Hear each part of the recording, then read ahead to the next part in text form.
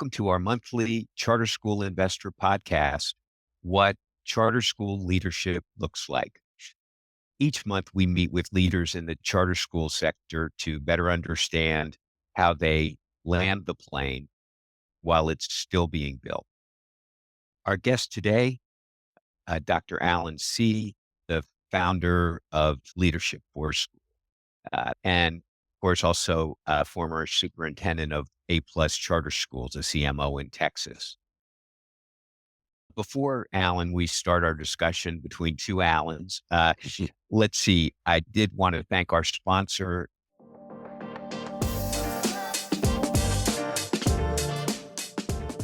School Improvement Partnership, which focuses on data transparency in the charter school sector. The School Improvement Partnership database has data on every charter school and CMO in over 30 states. And of course, we also publish Charter School Investor.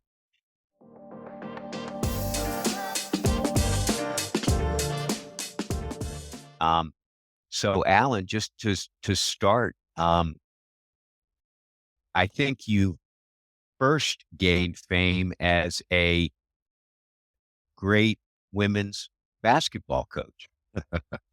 Well, I don't know about being great, but that certainly is the reason that I got into education to begin with, and to be able to coach athletics, and then quickly got moved around all West Texas, usually small schools, and came to a school where we had a really progressive superintendent and principal who really kind of turned me on to the school side of my job and being an educator and a professional educator. And so that's what kind of propelled me into school administration. I became a campus principal, then was elevated to an assistant superintendent's position at another school district, and was, eventually was named the superintendent of a traditional ISD.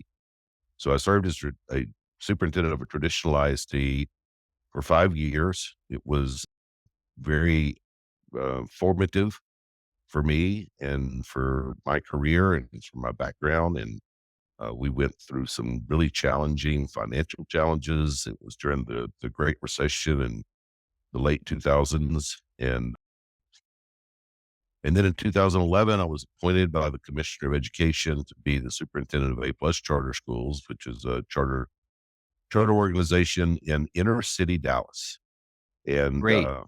Now, before we talk about that, because I do want to come back to A+, I wanted to go back to, if I could, your time when you're starting as a coach, which I assumed, taught you some lessons on, leadership and how to get everybody going the same direction with a lot of people coming from different places, whether it was your players or, your teachers or administration and the like. So what did, give us some, basketball wisdom as to, what contributed to your view of how you can lead a team.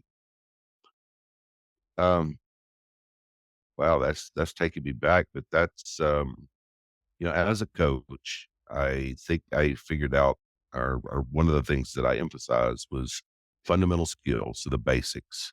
In basketball, that's dribbling, and that's shooting form, and that's correct defensive posture.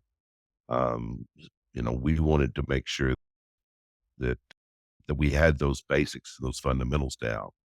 Then, and this is interesting, coaching girls, uh, you know, I've found out real quick that if you respect the girls, you treat them right, they will absolutely run through a wall for you.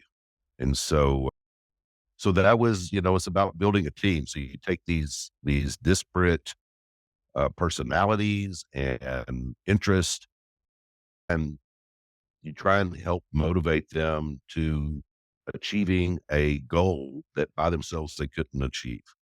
So it's definitely building a team, finding out where people's strengths and weaknesses are, putting them places where they can be successful, and then allowing them to do that.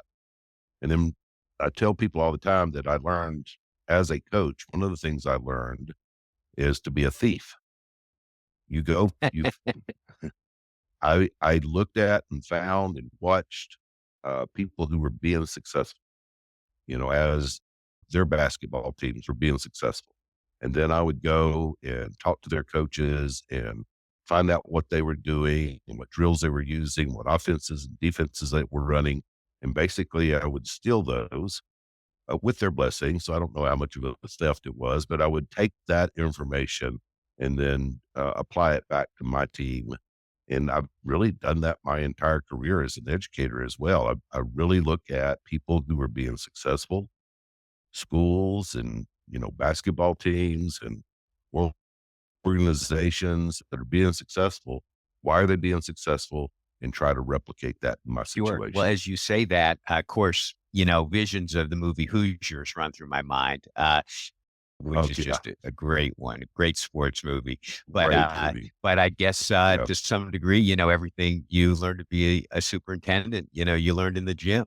And for you Hmm. to give, the steps, everyone wants to be a great leader, but, to break it down into pieces is just so insightful in a way sort of, that we can understand is really helpful. I think it'll be helpful for our listeners. Well, one thing that, mentioned in your path, um, and it relates to there's two pieces came up, but one is what I would call succession planning, which is something I imagine has come up later in your practice. But um, it sounds like when you went to become, talked out of, you had to teach to coach. So you taught. And of course, you were asked to be an administrator, and you were probably the most surprised person in the room. And then Hmm. before you know it, you're an assistant superintendent with a guy who's getting ready to leave in 5 years in the district. Hmm. So, tell me about what was a real challenge for you? Um, let's just say in succession to maybe not a founder, as many charter schools are facing this now, but maybe just somebody where you're coming in after them and they've had great success. Yeah, that's yeah. You never want to follow, Newt Rockney or somebody who's great. You want to follow somebody, but sometimes you're not given the choice. I mean, sometimes you have that. And so in those kinds of circumstances, even though you're a new leader and you have a different set of priorities, possibly the best thing you do is look at and listen and learn. What is it? It's kind of like those basketball coaches that I would go talk to back when I was 20 years old. What is it that you're doing that's successful? What did this former leader at this organization, were they doing that was successful? And then just find places where you can insert your expertise and your leadership, in your philosophies and leading that organization. So following a great leader, carries with it some real challenges because of the expectations, but it also provides you a higher platform, I think, to be able to learn and gain knowledge and information from that leader as they've left and how they run that organization. Sure. Can you help me with a situation where, and I know it's taken you back, where, you're in that spot where you're getting ready. Maybe you become the superintendent, or maybe you're in your assistant superintendent role where, you made a mistake, where there's a lesson you learned personally, where you didn't have the opportunity to, get coached outside and you almost had to learn that yourself. Yeah, um, the greatest educator is experience, right? I mean, going through something. And so I did have, when I elevated from being an assistant superintendent in one school district to going to be a superintendent at another school district. In my role as an assistant superintendent, I was given a lot of, responsibilities that I felt like properly prepared me for taking over that top role. I was in charge of operations and facilities, Oh, that's technology and instruction and all those kinds of things as an assistant superintendent. So I thought, by golly, I knew all the answers, had all the You answers. know So it I all. moved into the superintendent's chair, and I was there for a couple of years, and then the Great Recession hits, and we had a financial crisis, and it taught me real quick that I didn't know everything. And it was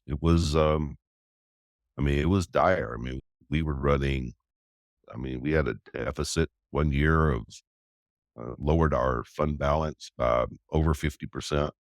I mean, it was a crisis. And so I learned from that, first of all, that I didn't know everything, but I also learned that communication and being able to share with people the crisis, was important and key in helping the whole organization get through that. But it was a learning experience that made me a better superintendent and made me a better school leader. From the scabs and the burns and the blood, sweat, and tears that we had during that time.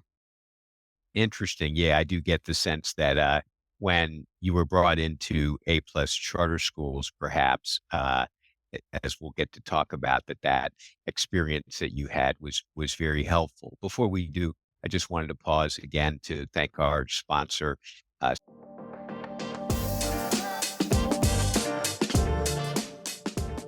School Improvement Partnership focuses on data transparency in the charter school sector and reports on over $2 billion of charter school bonds in the country, and all of those for Equitable Facilities Fund.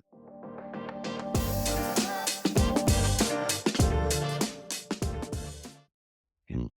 So on A plus, then with that learning experience in pocket, and you were brought in, I got the sense that it was you were I think you told me that it was an outside entity that suggested you come in to sort of stabilize them. So, if you can give me the history of that, but also how do you come in from a leadership perspective and you're not treated as, "Oh, that guy." Well, I kind of was that guy, right? So, um, in the case of A plus had been under varying levels of control by the state agency, the Texas Education Agency, primarily due to poor student performance and some real governance challenges. And so I was appointed by the commissioner to be their superintendent. The board didn't select. It was at a point where TEA had taken over the governance of the school, and so had disbanded the charter school board, had put in place they call it a management board. So they put in place a management board.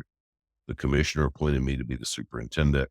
And so when I came in, I was working for the management board, but there was timeline, and TEA could only have a management board in a charter school for 2 years or 3 or whatever that timeline was.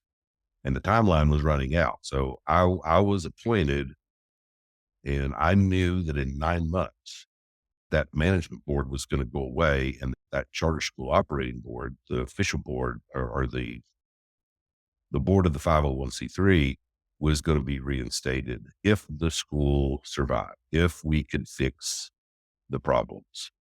And so it was an interesting dichotomy, Alan, because there was a lot of animosity with the charter school board towards the state agency. And so one of the things I did is I started having these unofficial meetings with the charter school board, and I also had meetings with my management board. They're the ones that control the school, but trying to build credibility with the charter school board and try to let them know that I wasn't, this big bad wolf, that that I did have the best interest of that organization in in heart, and in our plans that we were putting in place were plans that, as they were being, as those goals were being accomplished, we're going to save this school.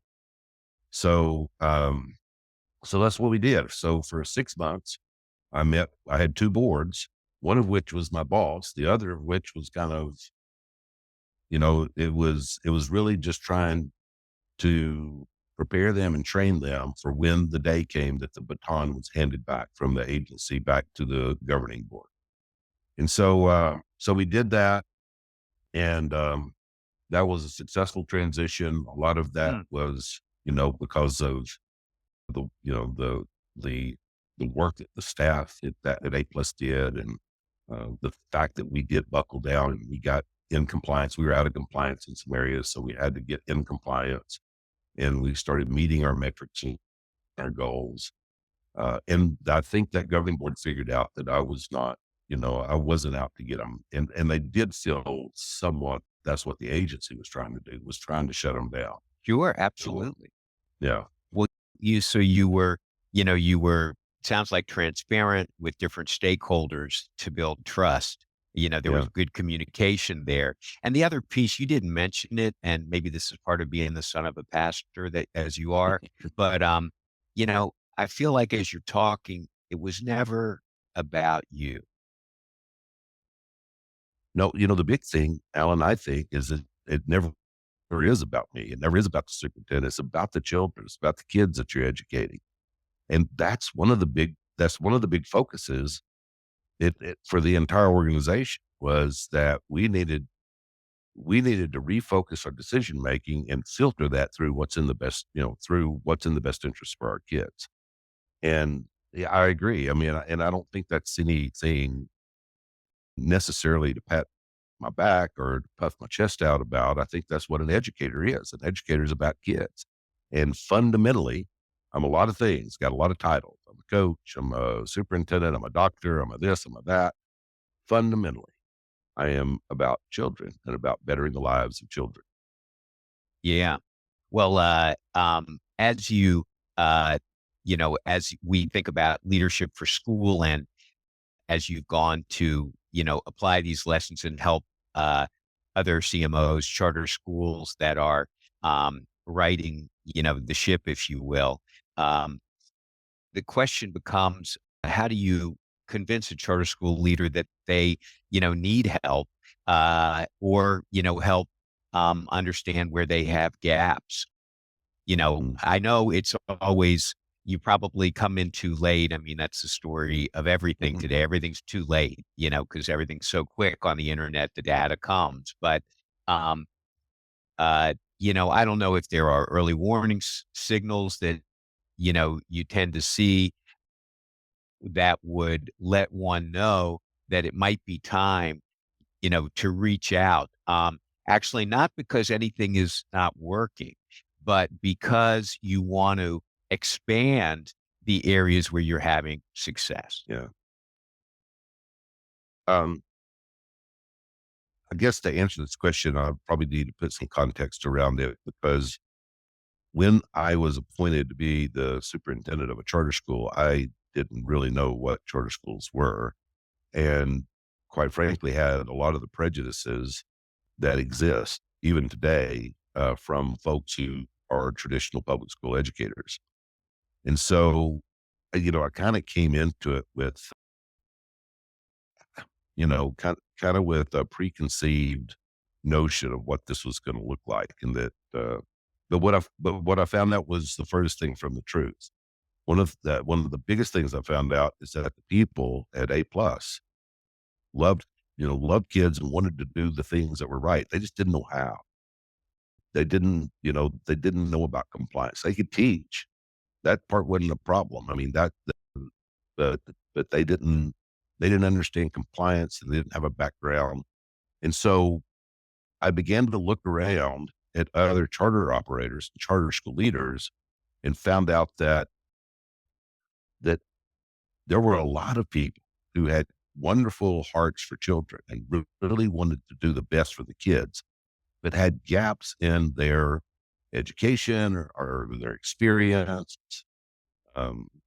Teachers who wrote a charter school application and started a school, and all of a sudden they're running a business. They're no the thing that they dreamed about, the thing that they loved it gets kind of absorbed by the fact that you're running a business and you've got employees, and now you have to have employee manuals and you have to have policies. You got a governing board, and what about, where are we going to teach these kids? We got to find a facility.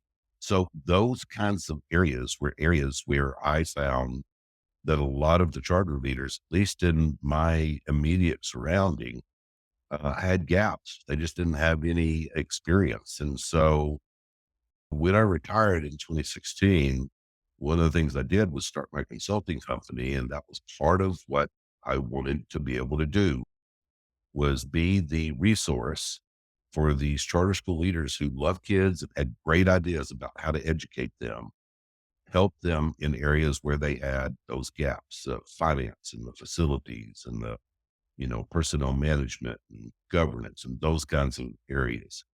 So, so, so that's what I've been doing as a consultant since then in working with schools and school leaders, charter school boards, all across the state at trying to put in effective governing practices, leaders, mentoring new charter school leaders, helping them learn the ropes of the business side, because most of them have the education side, the school side they've got. So trying to learn some of the ropes there, helping them stay in compliance with all the federal and state regulations. Anyway, as far as how do you know, how do you, when do you go in and help them?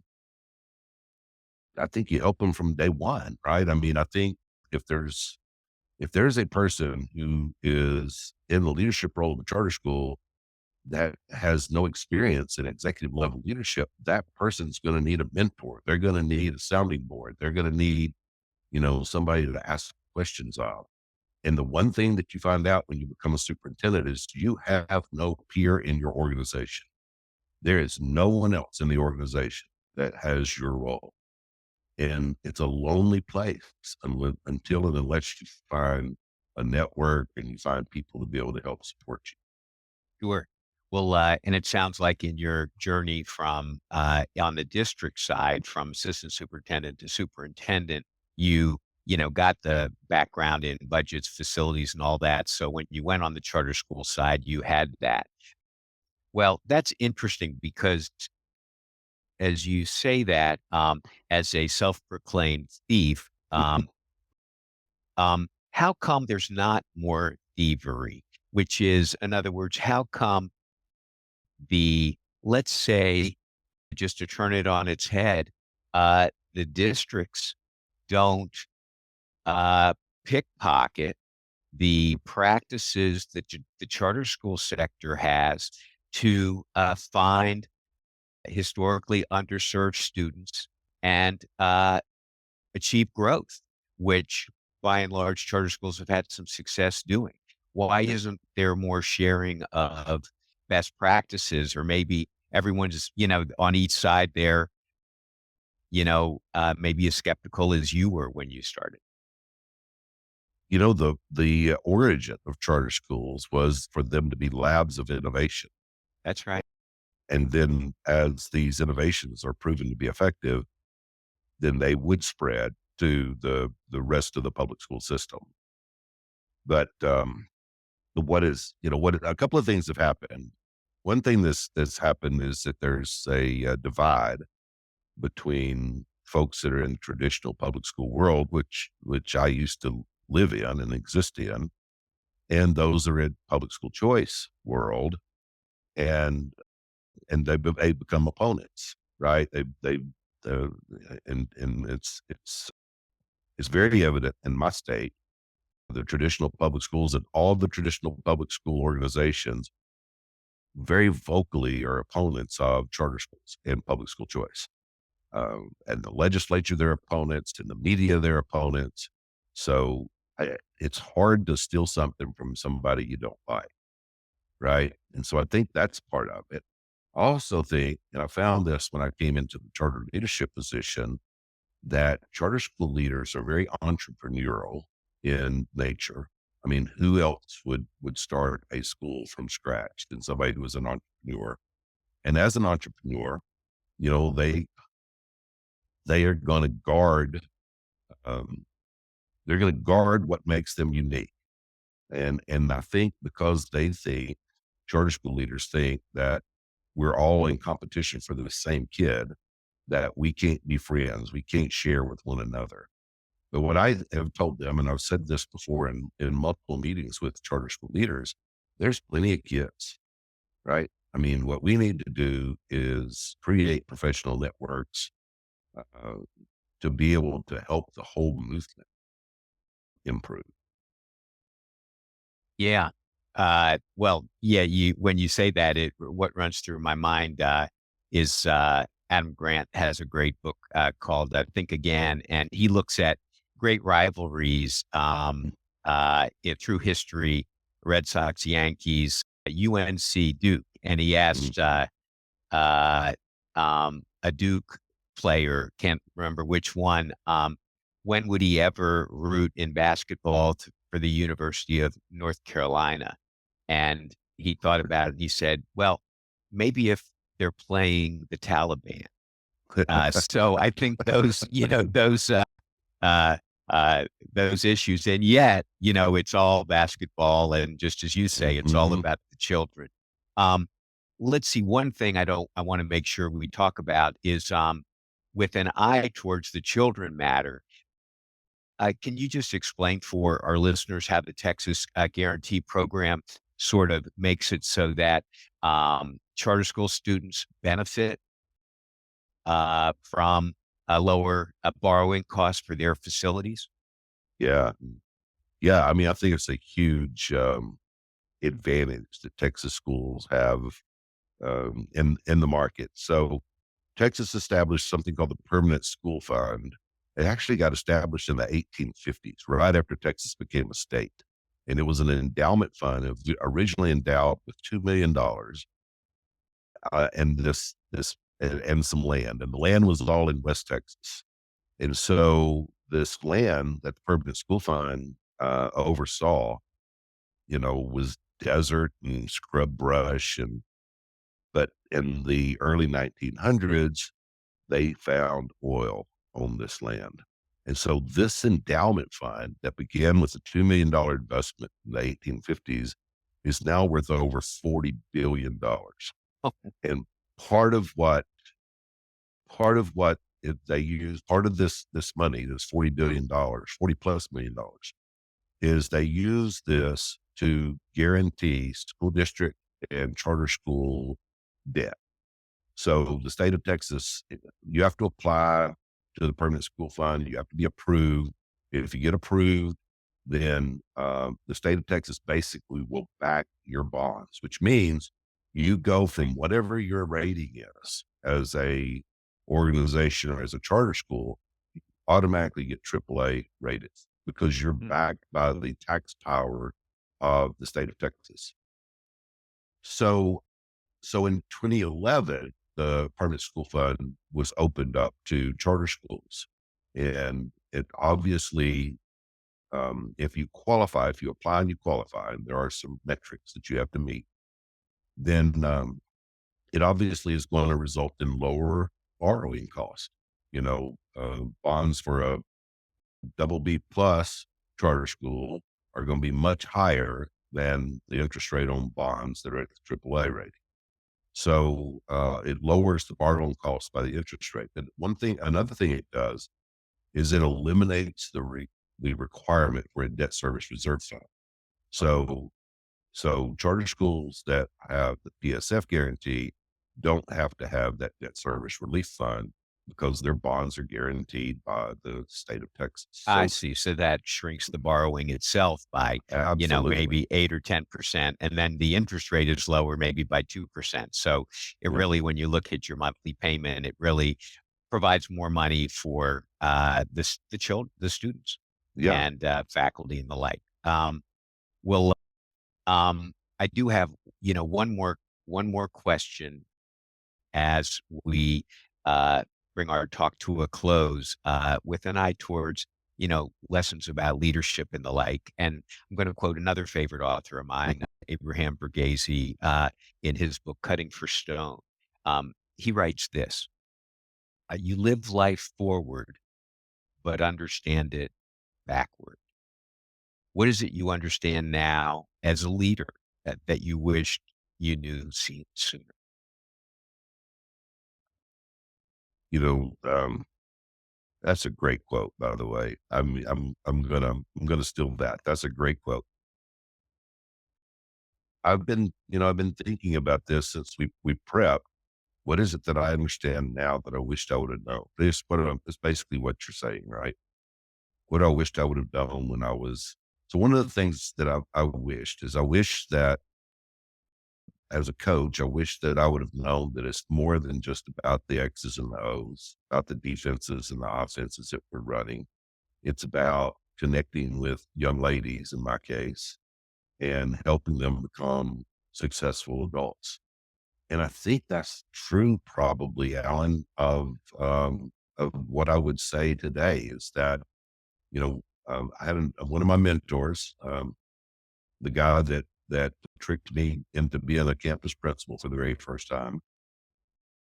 Superintendent said, our jobs in public education, K-12 education, is to produce happy taxpayers. And yeah, and it sounds crass, but if you think about it, and I break this down, and we want our kids once they leave our systems to be content, to be happy with their place in life, to be satisfied with their, you know, to be satisfied with where they're at. So we want them to be happy, and we want them to be able to support themselves and their families. So we want them to be taxpayers. We don't want them to be a drain. So while happy taxpayers may sound a little crass, that really is what we're all about.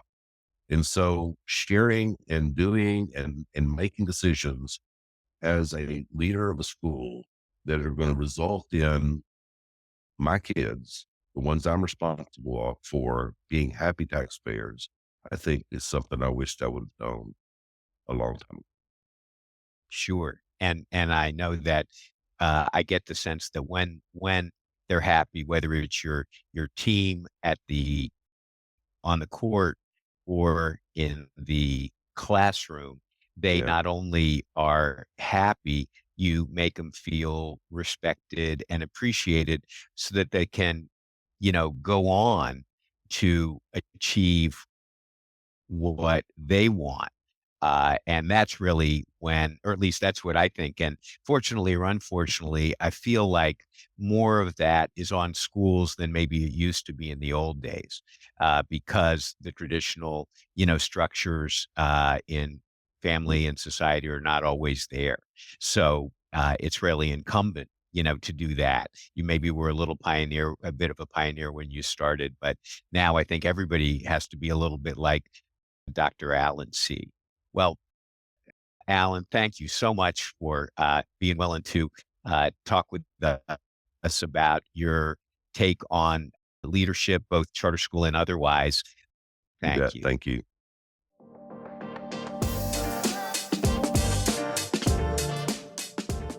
And thank you, of course, to our sponsor, School Improvement Partnership. Thank you.